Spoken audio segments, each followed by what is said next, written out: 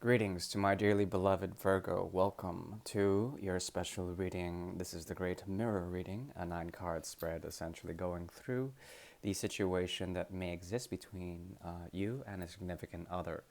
This other can be either a lover or something from the past, something that's coming from the future. It really depends. And it not only can be a lover, it can also be a friend or a coworker, colleague, whatever essentially has your significant focus during this time period. And this is a reading for the energy of Virgo during the time of Virgo season, which begins nowish till mid-September and beyond, I believe, a little bit. So let's go ahead and get started. I will be working primarily with the 1890s deck for the energy of Virgo.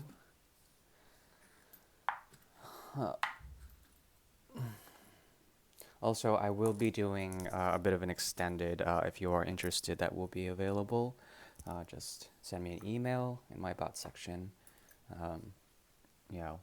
So the significance of the energy with the other will be underscored by a bridge, which I'll also build. The bridge is something you can walk, something that may guide you in terms of the energy between you and this person. Please clear your mind and relax. Thank you. I appreciate you tuning in to my channel Tarot of the Twin Sun. And happy birthday.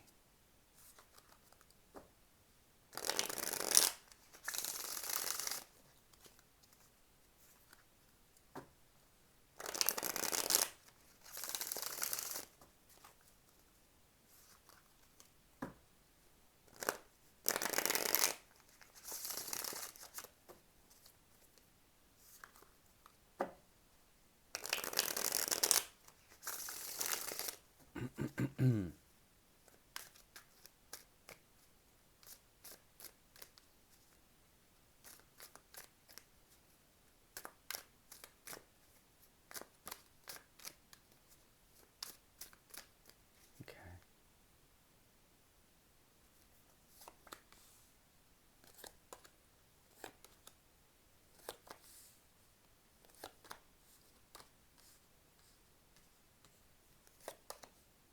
Very interesting. Hmm. Complicated. Okay. Yep.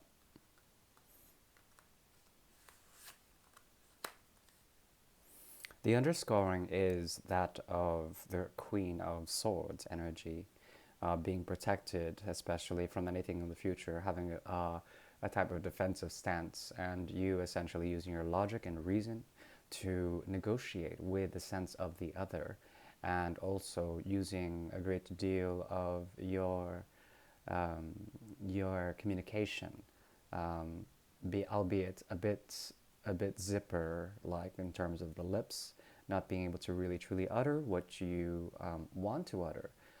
There is more of a receptive quality to the way you approach future circumstances, and these involve essentially some very intense and dramatic changes of knowledge as well as shifts with the way things are seen. There is a type of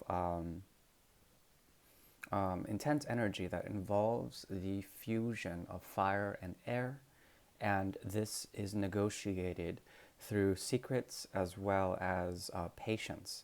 That involves the transmutation of the energy of love as well as new perspectives coming from significant others. They are coming from a sense that they have essentially they're revisiting something, a revisitation of something. There's something about the cutting energy of the Queen of Swords that it's very negotiative, and you're willing to essentially partake in some form of a revisitation of a shift that occurred, and perhaps a secret knowledge that actually evolves your core philosophies, and through an energy of patience transmutes or converts the energy of love into something more useful for you. meaning that it's not going to be exactly easy, and you're not going to make it easy for others. But these others that come into your life bring in a sense of passion or perhaps creation in some sort of way that involves the revisitation of offers that were from the past, that were emotional in nature, but were rejected in some sort of way. They're revisiting that. We'll go more into, and that was the bridge, by the way. So, yeah, there may be a sense of going beyond this person, you evolving, going beyond this person, and searching for a truth that will set you free from fear and anxiety. Um, but I mean, the choice is yours. They signify for you a type of change or a type of perspective that has to do with an emotional shift, or perhaps something that has to die and regenerate in itself, or perhaps some sort of emotional understanding through it all. They come to head, and these two negotiate with the power of essentially the binary versus trifectas, power games. There's a lot of power on their end, and there's a lot of passivity on your end, grace, and there's a possibility for you to move through this cycle, but it's just like a minor hiccup with essentially the sense that you are no longer fearing essentially some form of manipulation. You can transcend this, you understand the lesson through it all, but there's still some type of negotiation, and they will help you evolve from the Queen to the Justice card, Queen of Swords to the Justice card. Now, we'll go more into that with the extended. The energy is here, that of the King of Rods that you may approach in the near future. They have the rod cycle here heavily. As you can see, there is on the different realms the 8 as well as the 6 and the Page of Rods, okay? Now, your connection with them is primarily founded on this, the passion they bring, some sort of fire, some sort of intensity. And this is the most captivating aspect about them. Consciously, they want to make some form of communication that involves fast and rapid movement and a dilation of sorts. Some sort of iris opens up and the fire from their eye comes out, and it wants to meet you head on. But I think you were able to maneuver yourself out of this situation, or perhaps you understand that if they had to go, there is some sort of cut here that involves the Five of Swords, meaning that there is a stance that you are taking as the Queen of Swords, some very strong energy towards the need to distance or perhaps dissociate yourself from anything that would cause any further pain or ego death. There is a beautiful Libraic energy that is encompassing you, that is the 7th house. Yours is the 6th house, moving from the 6 to the 7. There is a sense from the self, the methodology that is developed at the 6th, and the health that is developed there, moving on to the other. And I think you're opening more to the other aspect in the near future. But there could be a resurgence or perhaps some sort of culmination that as you approach the shift that is happening on a collective level, some sort of very intense needing to understand the nature of the way, say, modern love or postmodern sort of disassociation or aloofness has occurred. And there's a real clear indication here that this person is trying to essentially alleviate some sort of, or at least through patience, bear the scars of love gracefully. And, I give them credence for that.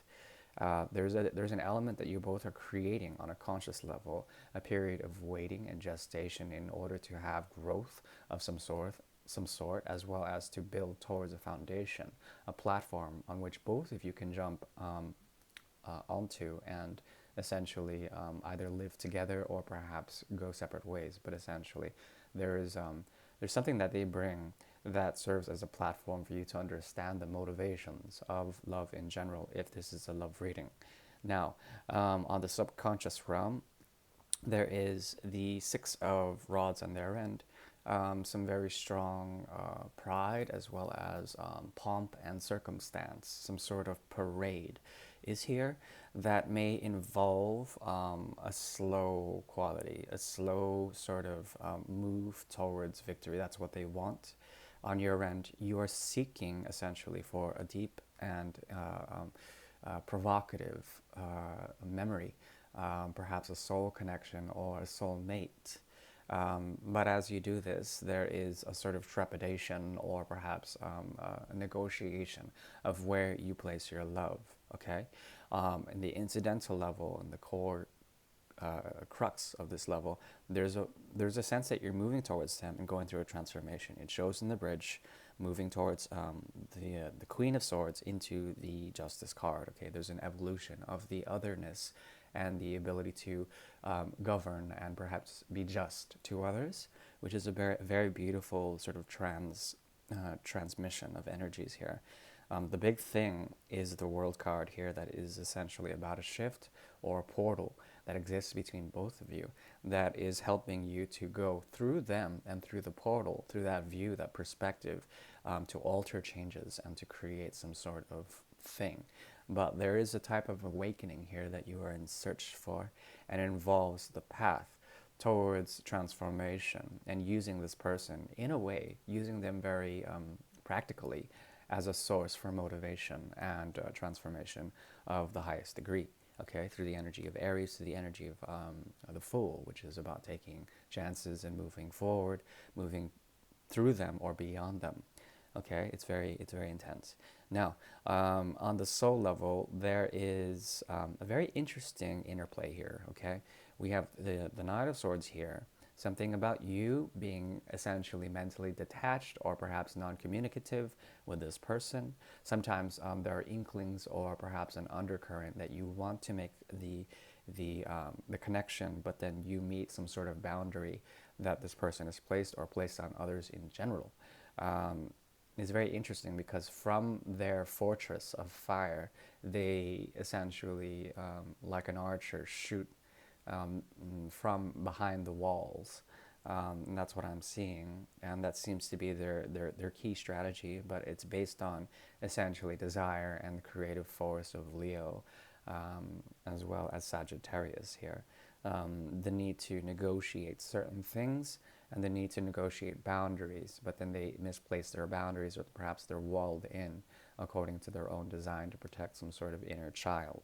Okay, yours is one of logic, precision, and grace, and I like that. At the same time, there's something about the aspects that I'm seeing that has a very Aquarian nature, and that is yours. Also, there is, and Aquarius is all about detachment and future sort of humanities coming into a collective sort of evolution of where we're all going in terms of the energies of, say, significant others. These are handled from a distance, and there's a memory that is stored and nurtured in some sort of way. Now, the very interesting aspect is that there is a devotion here that you have either to this person or to the other that is sort of garbed in the garments of the Vestal Virgin, or perhaps that of the Hierophant, which is all about priesthood and initiation, being able to be devoted in some sort of way. There's a strong sense of devotion that comes from you and that you want to bring about either to this other or to others in general.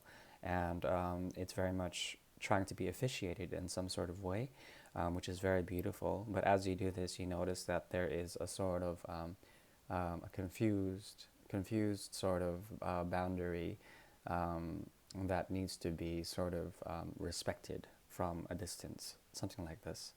Now, we'll go into the complexion of this reading further in the extended.